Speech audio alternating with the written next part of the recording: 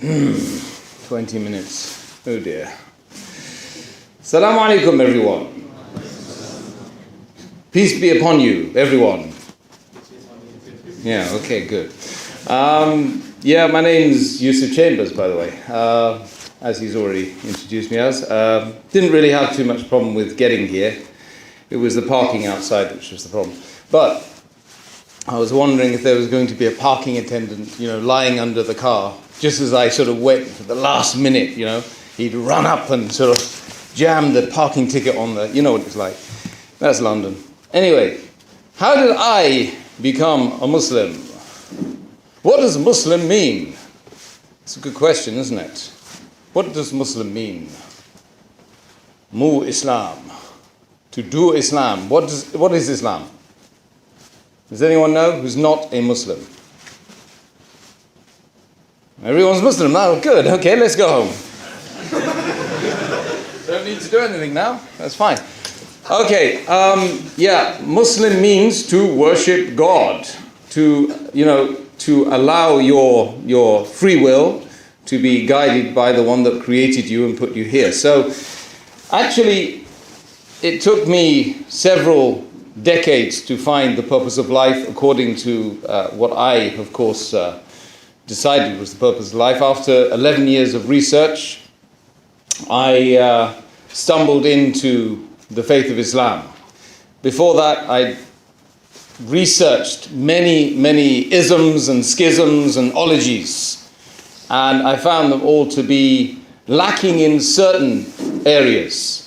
So, I would find many people that were engaged in humanitarian works, which I really enjoyed, trying to help humans live better lives. That's what I was, before I became a Muslim. That's what I was engaged with. But essentially, there was one key problem that I could never really ascertain or, try and find the answer to, and that is, what on earth was I doing on the planet? Lots and lots of other people around me, thousands, hundreds of thousands of people around me, and as much as I would try to ask those people, none of them could come up with a very simple rationale as to what I was doing here. So I spent a long time reading people like Gandhi, Mahatma Gandhi. All of you know Mahatma Gandhi, right? Popularized as in the, by the media through Hollywood, That's where I first saw him, actually, through Hollywood, the movie. And then I started reading into this man, because he seems a very sort of dedicated chap, to humanitarian causes, and that's what I was upon. So kept reading and reading and reading. To no avail, really, to be honest. I mean, the only thing that I really didn't sort of appreciate about him was his loincloth. But the rest of it was pretty cool. He was a pretty cool individual. So anyway, he took on the Brits, didn't he? That's what I really liked about him. It's a bad time someone took on the Brits, And let's face it, they've taken on a few giants themselves in the past, haven't they? Anyway, so I moved on from Gandhi, really. I didn't really understand what the purpose of life was from him. I spent several months with some Buddhists, if you're American, Buddhists. It was great. It was a great experience because they taught me how to meditate and taught me how not to drink coffee and tea and perhaps to be a vegetarian. So, and I experienced that part of that. My life was extremely, exciting. The meditation was very beneficial. And then one day, I popped the question to the main emir, you see. So the emir came in. He was a white man like me, you see. Just about white, anyway.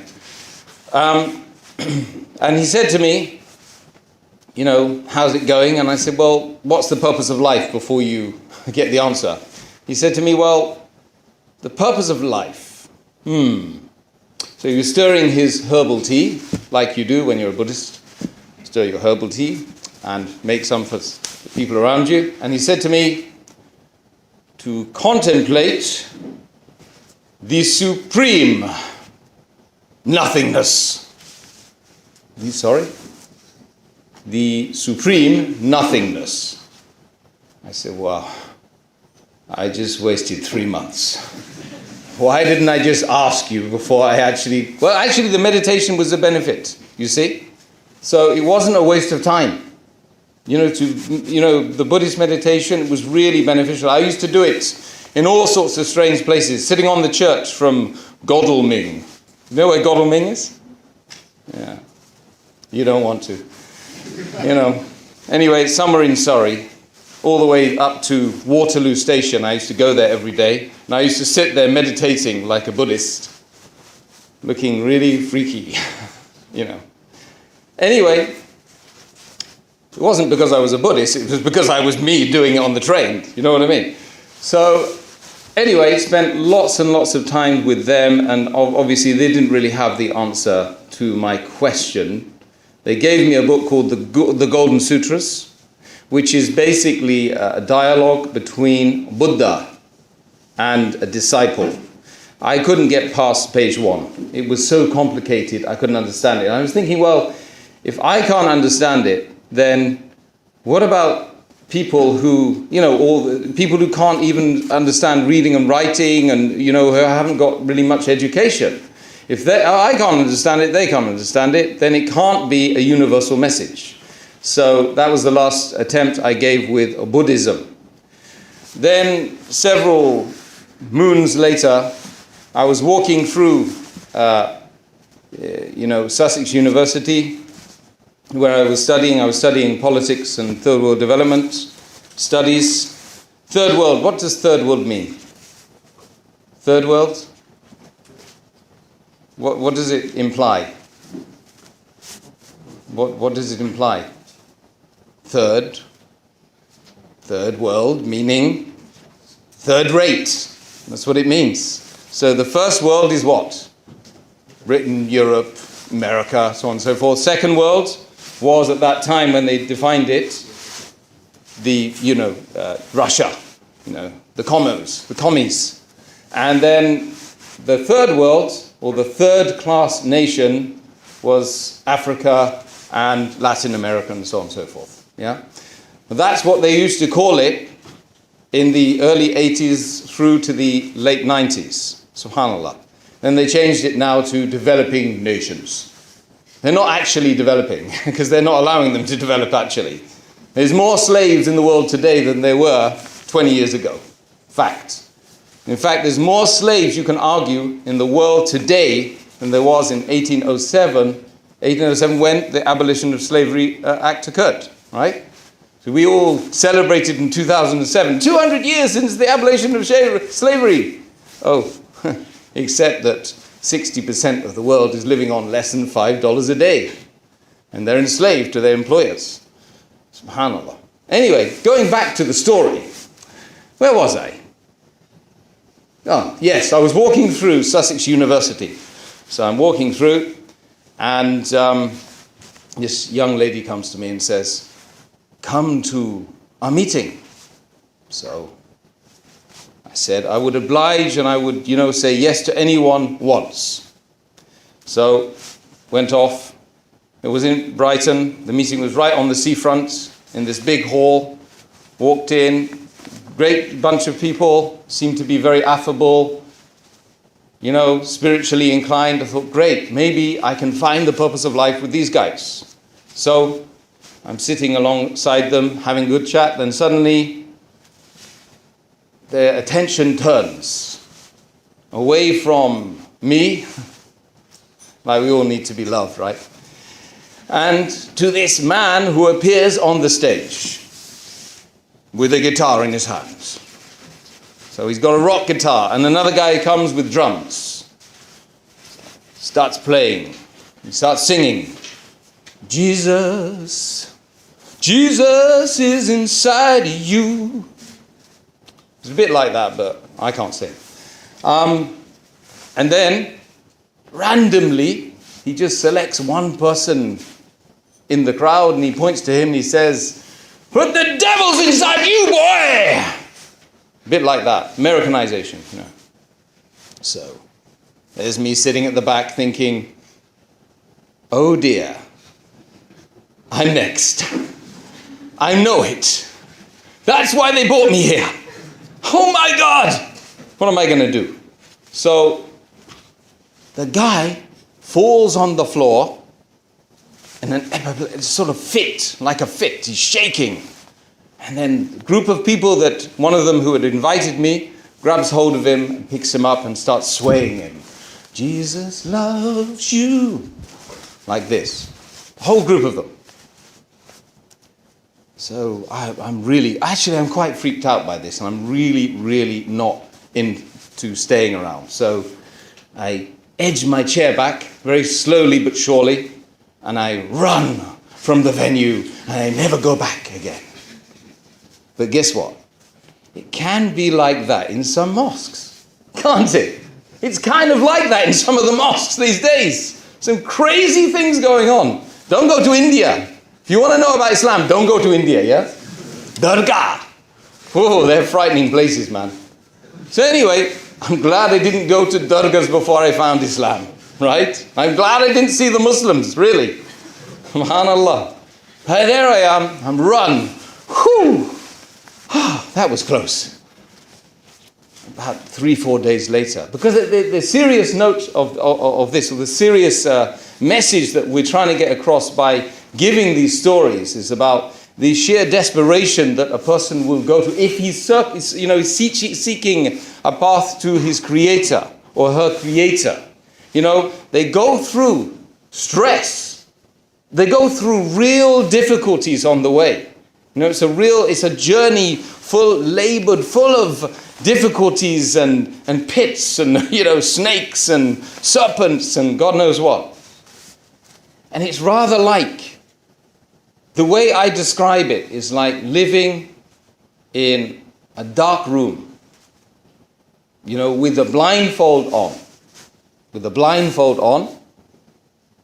And you simply can't. You're on the chair with a blindfold on in the dark room, but you can hear stuff going on outside, and you can see small glimpses of light through the window, but you can't move, and you don't know where the door is. Okay? And this is the way I describe my own, existence up until the fact that I found the Quran. So there I am. 3 days later, I've been reading all sorts of literature, and I start to get into astronomy. And I start to, look at the night sky and investigate, the heavenly bodies, the moon, the stars, the universes around me. And I start to think about the astronomical distances. And I start to feel very insignificant, very, subhanallah, very, extremely small and insignificant. And I start to think, look, what has created this world? Whatever created this world must be absolutely magnificent compared to all the things that have ever been created. And there must be a purpose. If there's not a purpose, it's stupid. The whole thing's stupid. I start to see, look, the tree. How many purposes does the tree have? Creating oxygen for us to breathe, right? A place for animals, for birds to live. Beautification, shade, enriching the soil. All of these amazing things a tree has, but a human doesn't have a purpose? How stupid is that? So I'm thinking to myself, and I'm looking at this universe, looking at these incredible structures and this beautiful design, this magnificence. Words can't describe it. And every night I'm just crying. Just crying. Every night, on my own, in my room, with a bottle of, whiskey or something like that, just trying to not think about it. You see? I would argue many, if not most, of the people in the world today who don't really have a purpose, they are engaged in activities like this. I would argue it. I mean, I speak to many, so I have the proof, but kind of gives the game away, really. But so I'm there in my room. I'm thinking, look, most of the people here are Christians. So let me go and find a serious Christian theologian and let me speak to him. So I knock on the door of a church on the Lewis Road, and this place is built on the same specifications as Noah's Ark. I don't know how they worked it out, but you know. So went in, the guy says to me, I'm sorry, I don't have time to answer your question right now. I'm popping the question to him, the most important question that humans have been asking since the beginning of civilization, right? What's the purpose of life? What on earth am I doing here? What am I doing on the earth? So he says to me, come back on Monday. He makes me wait 3 days. I advise any Muslims, don't do that. Any Christians, don't do that. Any people of any persuasion or faith, engage with people. If they ask you the question, then answer it to the best of your ability. So 3 days later, I went back. He was kind of busy anyway, but he managed to give a window of opportunity for me to speak to him. And so he says, so how can I help you? I said, well, look, see, I've got an issue. What on earth am I doing on this planet? Who am I? Who is God? Why have I been created? What's my purpose? And I'm pouring my heart out. I'm about to cry. Because when you're asking questions like that, and you think you're right on the verge, maybe, of finding out what this mystery is all about. You see? The guy says to me, after thinking for a bit, he says, have you ever thought about doing a theology degree? Look, you made me wait 3 days, mate, but you ain't making me wait 4 years. That's how long it takes. Trinity College, Dublin, I checked it all out. I decided against it because it was extremely dogmatic. It didn't seem to answer fundamental questions very, very easily. It seemed to make you want to have to learn a whole scientific language before it would tell you the basic thing. What are you doing here, man? I don't know. That's what he told me. He said, I don't think I can help you. So I went in search of a theologian. I found one. He said, I couldn't help you. Now, it could have been 1,000 other guys who would have answered the question, right? But this one, he didn't. I went out of that place pretty depressed. I can tell you that. I never went to the extent of considering taking my life or anything like that, but it got very close sometimes. It got very close. When you're living in that dark room with the blindfold on, you can just hear and see glimpses of something going on outside. And pretty much that's desperation levels are reached. Desperation. Thousands and thousands of people, probably even on this campus, that are probably feeling the same way. They don't talk to you about it to your face. Of course, we don't come to you and say, hey, I'm depressed. No, it doesn't happen like that.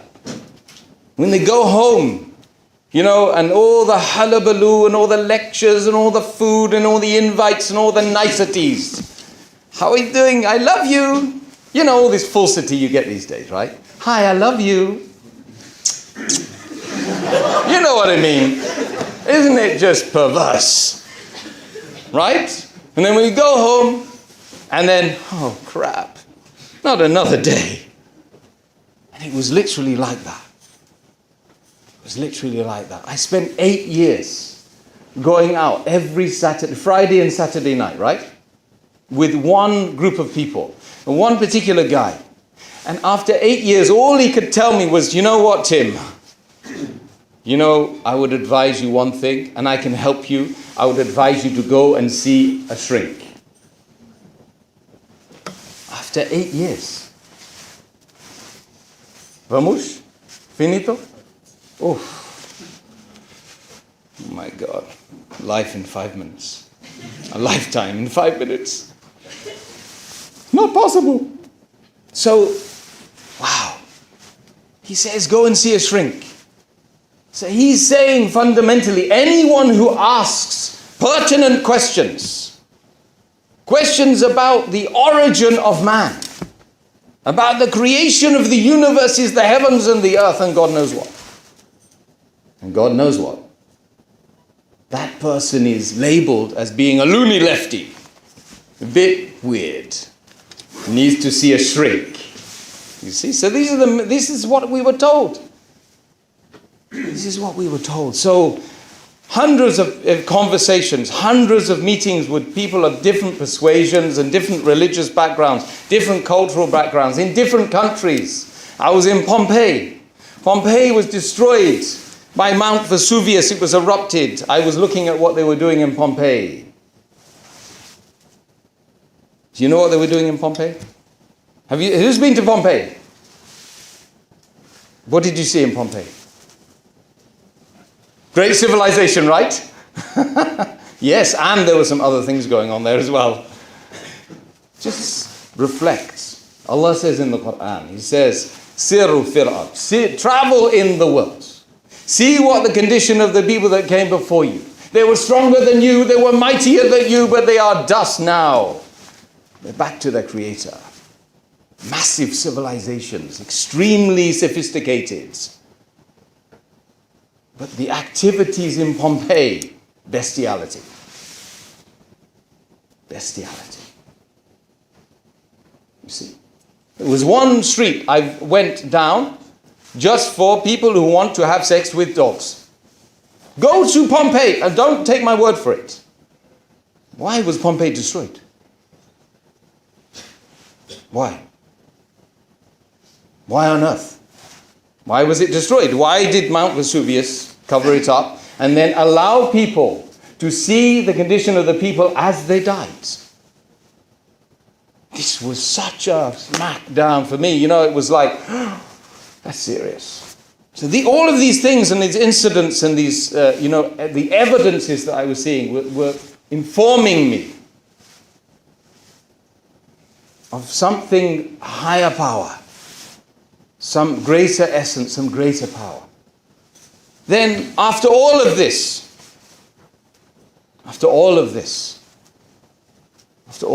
visits and so on and so forth and meetings, I was in the university, and I was with, a girlfriend, and she said to me, I was with her for a number of years, and one night she said to me, Tim, tomorrow, don't come here.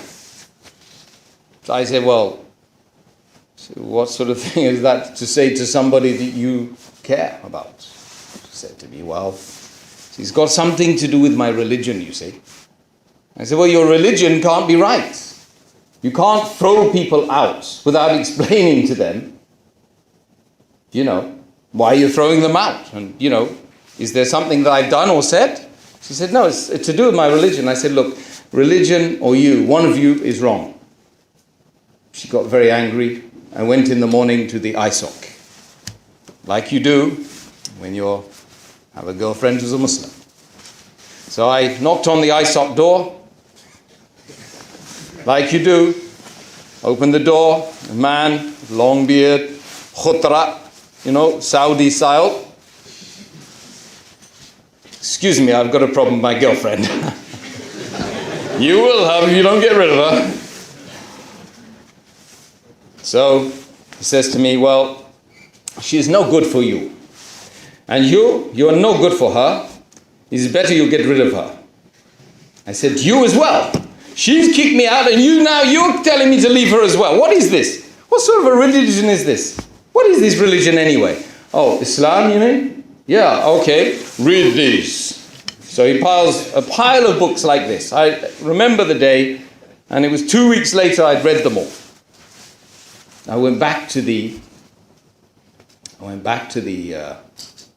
girl, and I said to her, look, really sorry that if I cuss your religion's correct. You are the problem. I said, why didn't you tell me about this religion, and why were we doing these things, together, being boy and girlfriend? Why didn't we just get married? Why didn't you tell me? I would have even considered Islam. In fact, I'm quite convinced by Islam. Islam is really an amazing way. So I'd read all of this stuff, and slowly but surely, I started to understand more and more. Now, what was the month? Shahr Ramadan. The month of the Quran. The month where that big devil shaitan is locked up. So slowly but surely I found Islam, and I'd started to understand it. And then towards the end of Ramadan, one day I fasted one day. And it was like somebody had taken me out of the dark room and removed my blindfold and shown me the rest of the world. And it's the first time I'd really seen the world through the eyes of a believer and the eyes of somebody that really had, just started to live. Fundamentally just started to live. So then I kind of just kept washing myself, because I'd read about the ghusl and wudu, ghusl, baths and purification. So I was washing myself the whole night, and I kept reading some Quran in English and then washing myself, really thinking I need to cleanse myself of all the stuff that I've done and thought and said in preparation for I don't know what. Because I didn't even know what I was doing, really. But in the morning, I ran out of the house and I found the first brown person with a white hat. Because that's all I knew. Islam was brown people with white hats. I said to him, "Excuse me, is there a mosque here?" He said, "Oh yeah, just up there." So I walked into the mosque, and this guy grabbed hold of my collars at the top of the stairs and said, "You're mine." He could really see there was something peculiar about me, I'm sure. And he said, Brother Najib, his name was. He was Tablighi brother. Tablighi brother. MashaAllah. Big smile. Full of promises, man. MashaAllah. And he grabbed hold of me and said, "What are you doing here?" I said, "I've come to accept Islam. And I need you to go through the ropes with me." He said, "Well, what do you know about Islam?" So I explained Islam to him, because I've been reading. I probably read more about Islam than most Muslims do anyway, in that 2 weeks, you see. So I'd read through it, and I was totally convinced, and was ready to take the Shahada. And then he says, took me up to the Imam, and that was just after Fajr, in the last 10 days of Ramadan. So it was ram-jammed. The mosque was full. So I took the Shahada, and just a small issue of about 300 men that hugged me. I've never been hugged by a man up until that point. Even my father hadn't hugged me. So it was quite an amazing experience, really. It's quite enjoyable, really. I said, let's do some more hugging, You know what it's like. It becomes like a dance after a while, thousands and thousands of people. MashaAllah, great stuff. I have to say that, that ever since life has become a major test, it's been, I'm sure Sarah and Tracy, no, sorry, I'm only joking. Sorry, I'm only joking. It was a joke, by the way. It was a joke. Because I generally have a problem with names. So. We'll explain to you, and they'll have a lot more very important things to say. But fundamentally, it's been an amazing experience, going through that and then finding Islam and trying to fit in, trying to find, a group of people within the Muslim Ummah, the family of Muslims that will, effectively, be able to help me to understand this life better as well. So thank you very much for listening, and bye-bye. very much.